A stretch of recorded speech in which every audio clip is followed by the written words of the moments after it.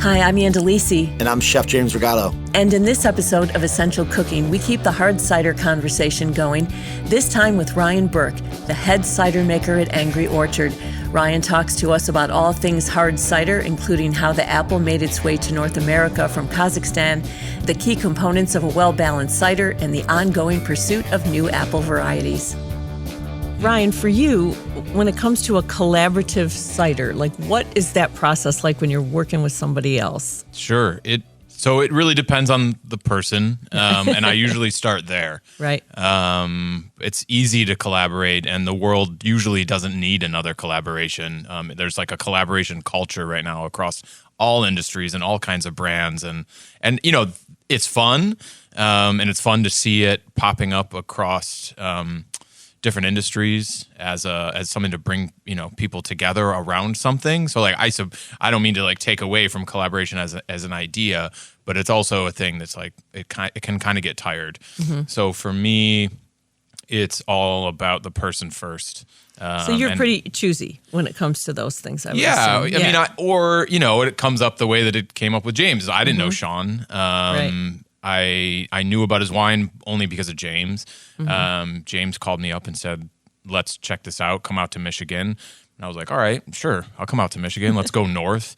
Let's go meet this guy. But I didn't like sign on a dotted line. Right, I didn't. I could have walked in there and been like, this guy sucks and I don't like his wine and we don't really vibe, or this guy's great and I still don't really vibe with him and this isn't going to make sense for me. And if I had felt that way, that's what I would have proceeded accordingly. I would have walked out of the door and been like, that was fun. Glad I came out to Michigan. Right. See you later. Thanks for the gamay. But that's not the way it went. Actually, we clicked right away. Sean's interested in a lot of things beyond what he does. And so our conversation was more about those things and less about the collaboration. And so that starts to click for me when we can connect on things outside of, you know, our chosen field of work. And what does the process like? Yes, well, it's always different, and I've done I've done several collaborations in the States. I've done them overseas, and it always really just it's situational. For me, it's all after it's about the person. It's then got to in my case and with cider, you know, it's got to be about the fruit. Mm-hmm. We have to be telling that story in some way, and so the best way I know how to elevate what I do and elevate my industry is to tell a varietal story, because what most people don't know about cider is the thing that makes cider the most special, and that is the apple varieties that go into a cider. Right. And so as an industry, we need to tell that story more and more and more, and the best way I know how to do it is to make that story exciting. And, you know, going back to a couple minutes ago, collaborations are exciting and fun. So it's a good platform to talk about the sameness and difference of terroir, of apple varieties, of making styles. But if we can tell all those stories, and then we can elevate the varietal and mention names that people have maybe never heard before: Yarlington Mill, Kingston Black, Dabinet, apple varieties that most people, unless you're a total cider nerd, you probably don't know, and even cider nerds might not know.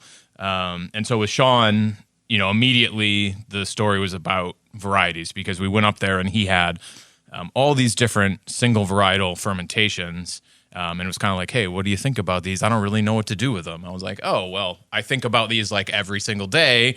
This Kingston Black, this Yarlington Mill, this Dabinet. I mean, this is like my life. So, I'm really interested to see what your fermentations of these apples smell and taste like. And we just started there. So we start to layer and blend and taste and, you know, pull out characteristics, you know, this way or that way.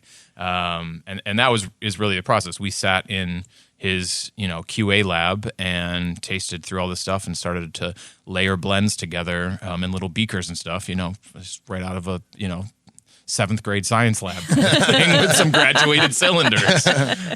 You know, so we're not scientists, we're cider makers and winemakers, although Sean might disagree with that, but I'm not a scientist, I can say that for sure. And I think too, and to kind of like to jump in the middle of that, you know, conversation, one thing that set this apart was that we had the fruit. So we had Charles Pasenka, who people might remember from Leelanau Brewing Company.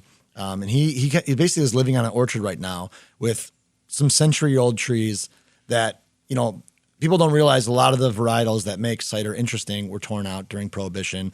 And Michigan kind of went to a culinary fruit orchard system, because when you're making apples for cider, fermented cider, and then you're not allowed to sell alcohol, you switch quickly to culinary fruit. So a lot of the orchards around Michigan grow Macintosh, John of Gold.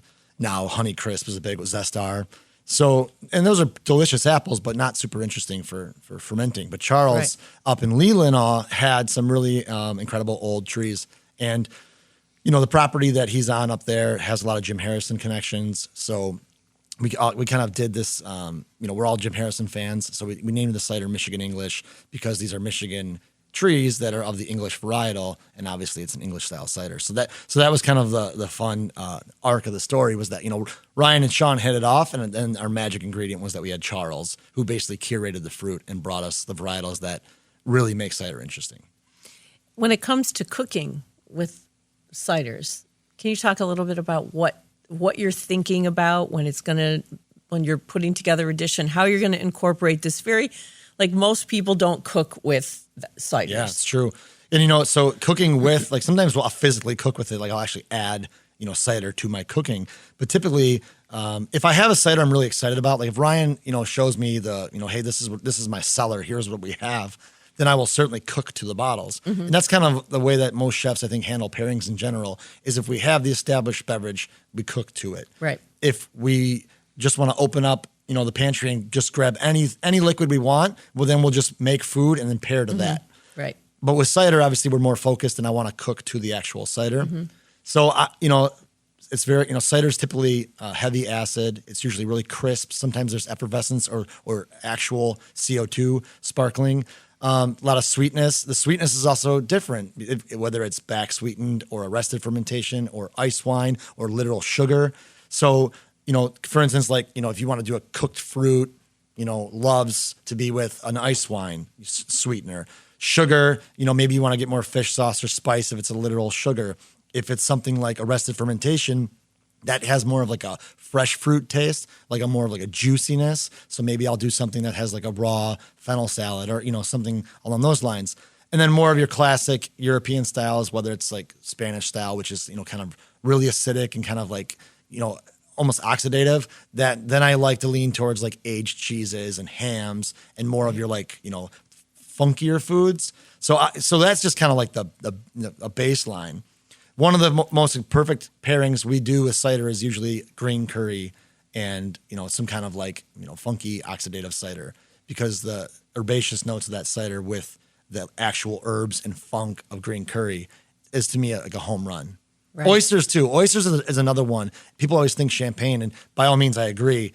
But sometimes champagne to me is sometimes just alone. I really like just drinking champagne and enjoying it. But and cider too. But cider and oysters are very underappreciated. I put them almost right there with champagne and oysters. Mm-hmm. Let's talk about how apples got to this country and then to this state. A little bit of history I think would be interesting for people. I know there's a lot of history. Yeah. Let me just say that. Yeah. Maybe we give them a little bit of an overview.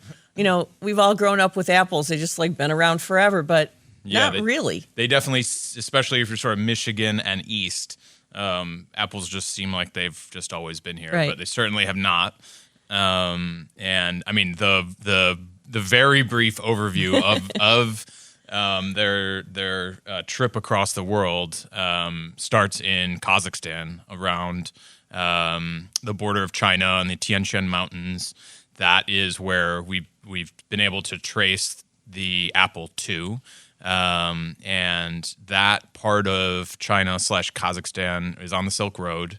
And so as humanity moved through Asia and brought things along with them, either they or their animal friends ate things and brought seeds, apples started to move westward. And so crab apples are the only apples that were here. That's right. I mean, they were brought. They came along with the Europeans. So that was the first in the U.S. In the US, so right, I mean, as apples traveled across the Silk Road, they weren't apples the way that we imagine apples. Okay. And I've actually been to Kazakhstan. I've been on the border of China and Kazakhstan in the Tian Shan Mountains and seen the apple jungles that are there. And so it's hard to even describe it. It's certainly hard to visualize it if you haven't seen it. But you have to imagine, millions of acres of apple trees. It's not an orchard; it's a jungle. So it doesn't look like what we, no, in our mind's eye, would have. No, and it's important. Do the apples look the same? No, they don't. And maybe they look. I mean, they kind of look like anything you could imagine, except for the grocery store variety. They don't look polished and perfect. Some of them look like quince, right? Are they kind of quince? Yeah, I mean, all different sizes and colors and tastes. And so it's important to understand that if you seed an apple.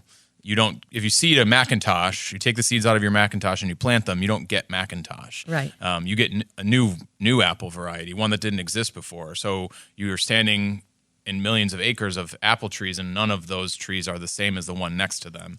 And so it's really that's human. Exciting. Isn't it? It's so cool. That's it's exciting. crazy, and that's why when you want to duplicate trees, you have to graft. Yeah, so it's human preference in intervention that's created apples as we know them, and so as people started to taste these apples and find ones that they liked, then grafting also. I'm giving this is a very abridged history, but as technology, call it, introduced grafting to humans. They were able to replicate apple varieties. They brought them with them. There's all kinds of evidence of orchards in Roman times. And then in Spain we have the oldest known hard cider production. Written down in some book. I don't know the date off the top of my head. There's a great book called American Cider by Dan Pucci and Craig Cavallo that actually just came out. They tell a lot of these stories. And they're more historians than I am, but at some point these apples were taken across the ocean and for the express purpose of cider production, not for kids' lunchboxes to go to school. They were brought over to make hard cider. That was their point. So it wasn't even for eating. No, and that's kind of why it's considered to be like the American colonial beverage, is because it was especially without safe water sources, large scale farming. I mean, it's a safe. Typically a low alcohol, safe, secure, and large production beverage. I mean, one mature apple tree can give you a lot of fruit.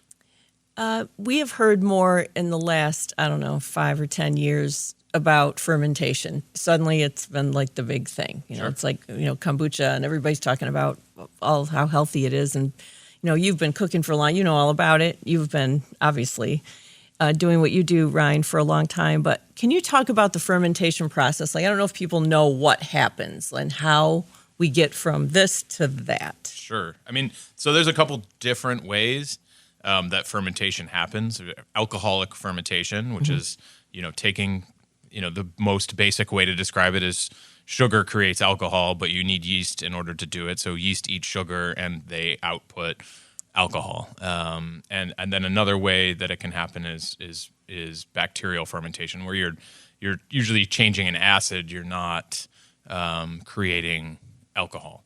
So when you do create alcohol, you can have an alcoholic fermentation and then also a bacterial fermentation. So for instance, a cider has malic acid. So I'll ferment a cider to dryness. So say it's about 7% alcohol. There'll be a secondary fermentation. If I allow it to happen, which is bacterial, it'll change the malic acid into lactic acid. And that's real basic stuff there. And then you can also do that bacterial fermentation in food, which is where you're more like around pickling and things like that. And so and that'll happen with salt.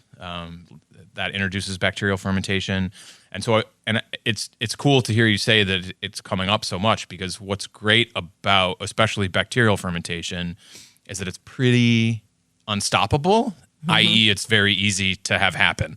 And you can leave something out, it'll start fermenting very quickly and right away. And what's cool about that is people can harness that and they can do it at home. And so, yeah, and I mean, there's, like Noma over in Copenhagen, if you follow them on Instagram, I mean, everything's about fermentation. They put out a book on fermentation.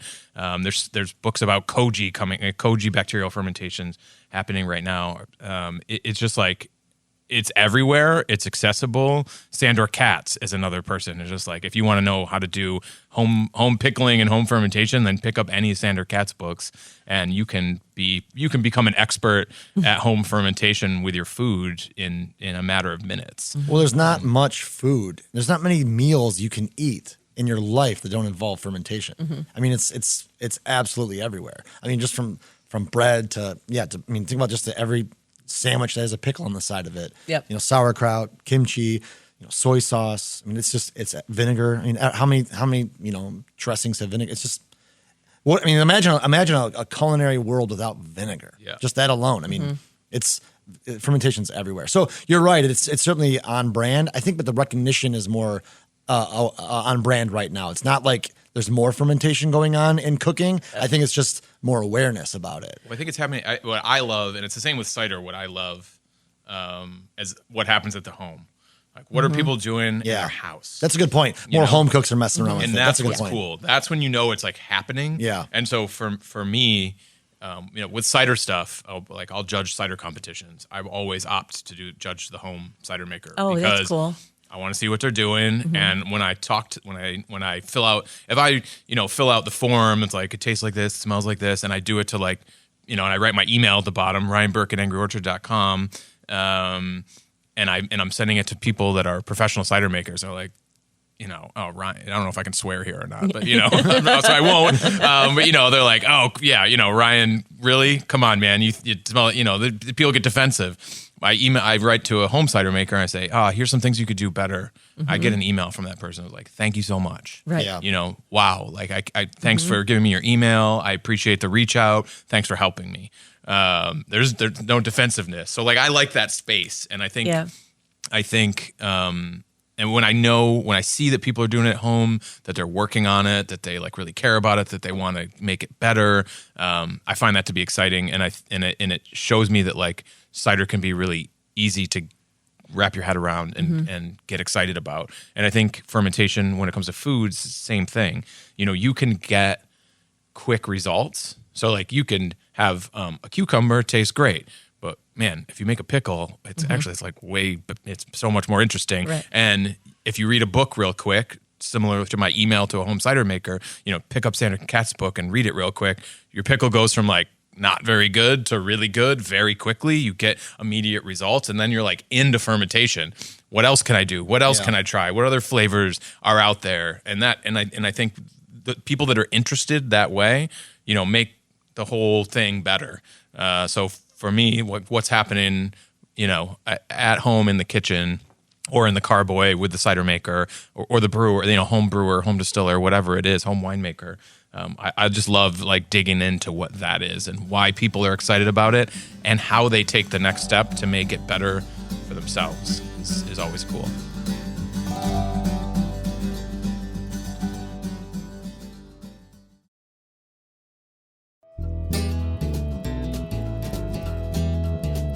Now, Ryan, you have judged a lot of competitions, and you've also been judged. Black perspectives haven't always been centered in the telling of America's story. Now, we're taking center stage. Introducing NPR's Black Stories, Black Truths, a collection of Black-led stories from NPR's podcasts. Search NPR Black Stories, Black Truths wherever you get your podcasts. Judged in a lot of competitions. So, I guess without, being too specific, because you're not criticizing somebody on a forum right now, what do you find is a common criticism of yours to cider makers at large? What do you think the, professional cider community is doing that you would like to see less of or more of, And I mean, and obviously be kind, but in which you are as a person. But you know what I'm saying? What would you like to see? Because I'm sure when you taste, because I've done that, but I've done high school cooking competitions, and I try to always do the same thing. You kindly say hey, take it easy, season like this, do that. When you are judging, what do you find yourself kind of always saying? What are you man, I wish they would do less of this, or the cider's flawed. Be more. I mean, that's one. I mean, I know. Be more sanitary and sterile in your environment. Don't let this bad yeast in. Like, yeah, I mean, a lot of that'll when it comes to professional cider making, there's such a, you can be a professional cider maker tomorrow if you want, and so there's a big wide range, which is like that makes it exciting. There's the smallest to the there's 1,000 gallon and a 10 million gallon, range. And there's a lot in between. And so the steps that you take to improve your process or grow your business are certainly your own. What I care the most about as a taster is balance. I certainly have my own views on what balance is, but I try to remove myself anytime I do any judging from like my preference. Because if it was about my preference, I would have a hard time being the head cider maker at Angry Orchard. What is your personal preference? Well, I'm a seasoned cider drinker. I've been with cider for a long time, and so I really love ciders that are very expressive of fruit and place. Mm-hmm. So and a cider maker's style. So I can be interested and swayed in all kinds of different directions, but I want to taste something that if it's about the cider maker's style, I still want it to be in balance. I'm still looking at like fermentation technique and I taste all that stuff very quickly. I can put that aside though and just say that I really like ciders that don't have much in the way of the apple. Mm-hmm. Now that's a great way to be for me, but I mean, I do make cider for all 50 states and some other countries. And so I've taken a lot of people's preferences into consideration when I do things in that world. And that's fine. And that's exciting. And I like it. And I like to do it. And I like to make it. And I like to provide that service. I look at cider making as hospitality, mm-hmm. the same way that James looks at what he does as hospitality.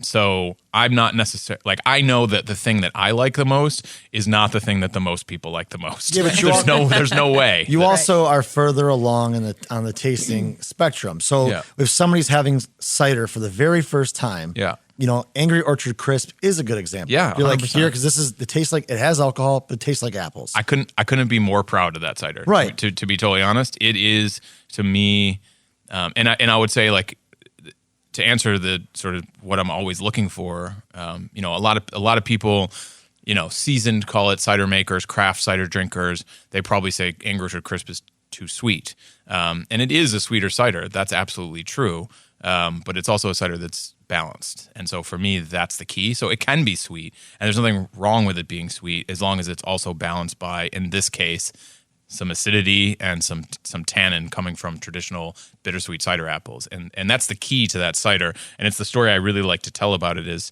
about 40% of that cider is made from traditional European hard cider varieties grown for the express purpose of cider production, not for eating, heavy in tannin. And if you took that out of the mix, that 40% of that traditional cider apple out of the mix of Angry Orchard Crisp, it wouldn't taste the way that it does. It would be real flabby and sort of uninteresting. And most cider drinkers, it's the largest cider brand in America. Most people that drink it don't know this part of it, but it doesn't really matter. It's the thing that makes them like it, even though they don't know it. Right. And I love that, and I celebrate that. And so it also like, it opens up the conversation for me to be like, well, this 40% of the biggest cider brand in America, which is our brand, the thing that matters in all of that, even when the brand team doesn't necessarily understand this, that's the thing that matters. That's what really matters. And that's how I find purpose in what I do, because I can take that 40% and apply it to all these little things we do, and ultimately gets me at the table with James, bringing completely dry ciders made almost entirely of these apples. And that's our story. That's sort of the Angry Orchard cider story, from the smallest production cider I make in Walden to the largest cider that is produced in America. It's all about these apple varieties, and it's just served in different ways. So I don't necessarily look for those varieties because they're hard to find. Not everybody grows them, although that's changing. American cider is bringing these varieties into the field. So you're seeing more and more of these traditional, call it European hard cider varieties with tannin and elevated acids. they're great, and I'm very interested in them. But I'll drink a Macintosh cider that's 100% Macintosh, made in Michigan. It doesn't have to have any of these like hard cider varieties in it. But what I am looking at when I taste it is how balanced is it?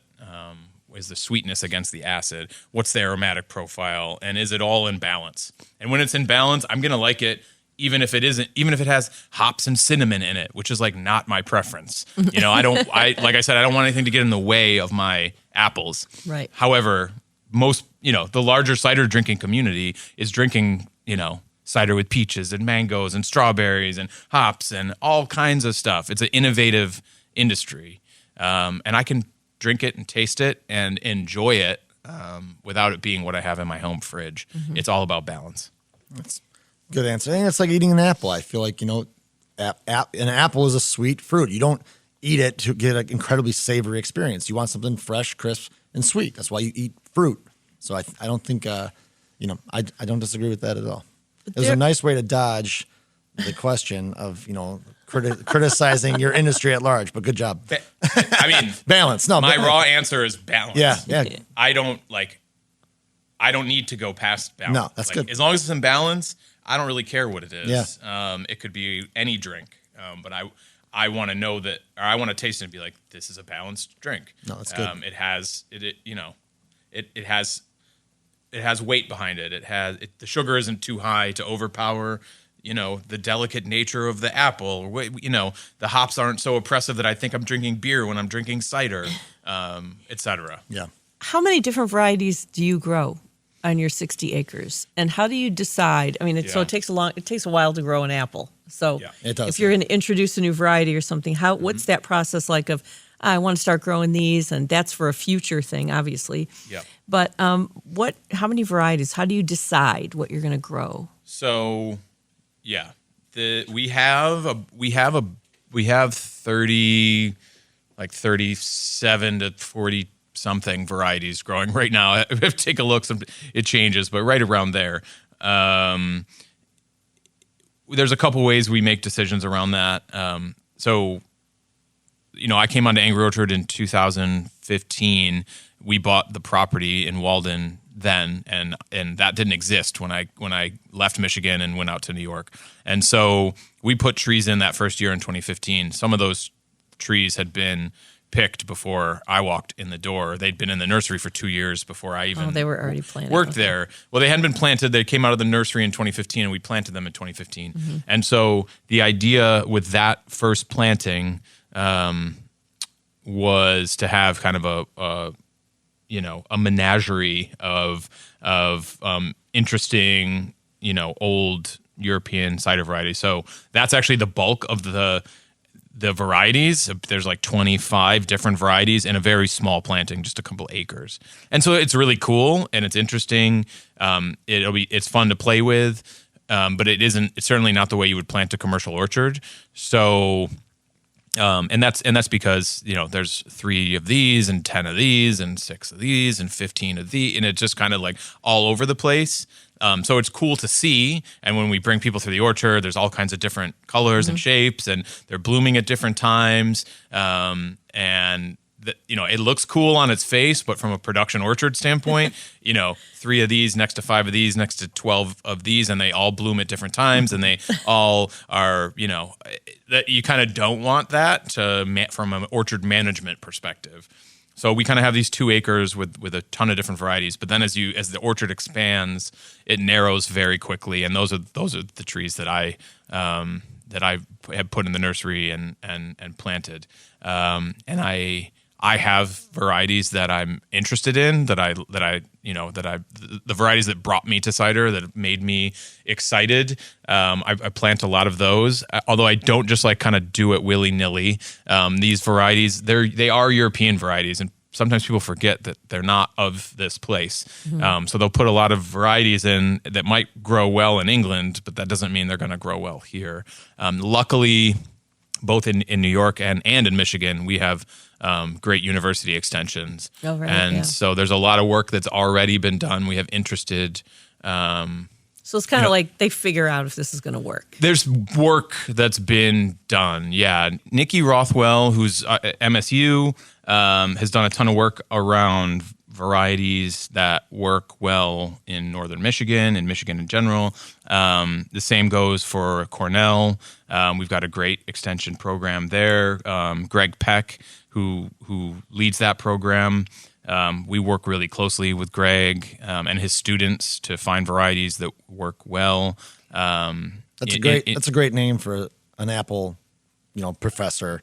What's Peck. that? Yeah. That's an incredible. Yeah. Did he is that and then Tim Bushell over at Harvard.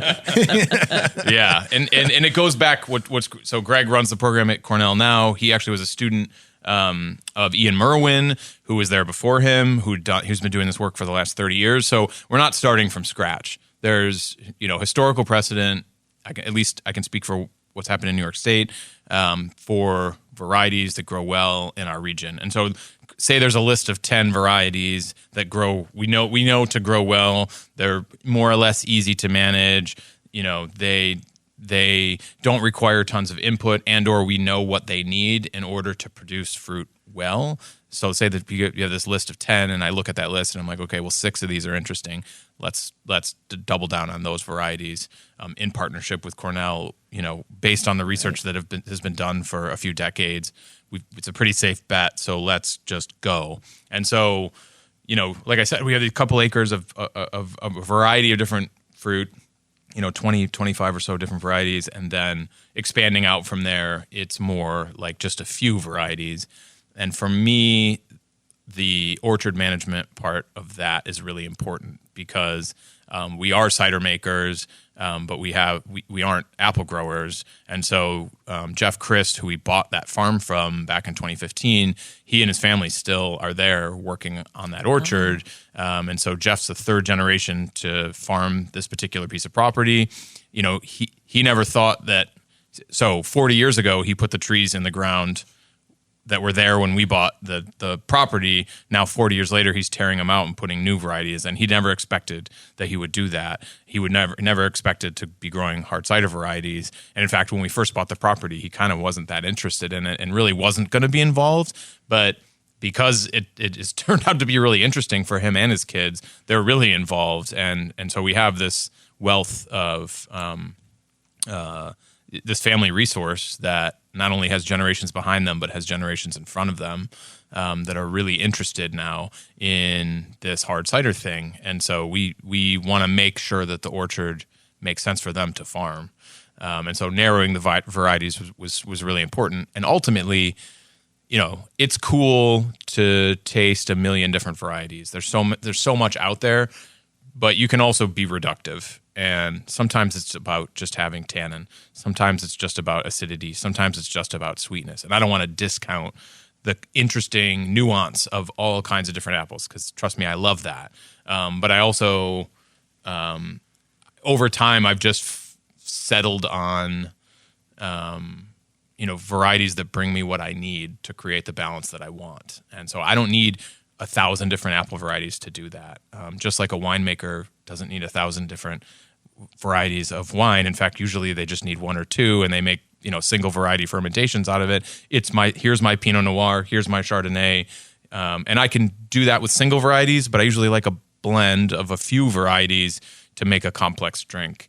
Well, yeah, in most winemaking regions of the world, the really lauded winemaking. You're talking about maybe 4 varietals in the whole region. Yep. And the bulk being 99% of one. Yeah. And for me, it's like, it gets real confusing real fast for the drinker. So part of what I do, especially as a volume leader of cider, we're thinking about, you kind of have to try to, it's impossible, but you have to try to think about everybody. Mm-hmm. And so like, if I throw 30 apple varieties at everybody, they're going to be like, what the hell are you talking about? And they're not going to care. Yeah. And so like so reducing the noise is important. And it's not just for the national cider drinker either. It's also for the apple grower I have a very particular situation with the Chris family, But let's say you start your cider company tomorrow and you're like, I want some apple varieties. I'm going to go talk to the grower.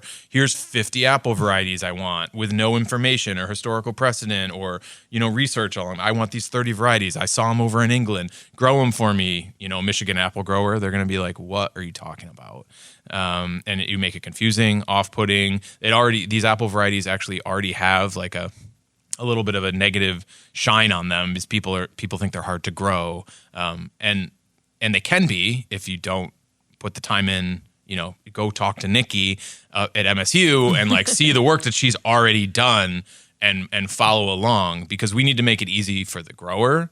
We need to make it then easy. Like the cider maker almost kind of doesn't matter in this part. Like you should be able to take any apples and turn them into cider. Hopefully it's good. But the grower needs to grow the fruit and grow it well. And the drinker needs to give, needs to care. Mm-hmm. And so there's no point in doing, putting 30 different varieties in that don't grow well and are also expensive to grow when the drinker doesn't care. Yeah. Mm-hmm. So we have to get the drinker to care first. So it needs to be a bit reductive and easy to understand for the drinker to care at all and make it worth doing this at all.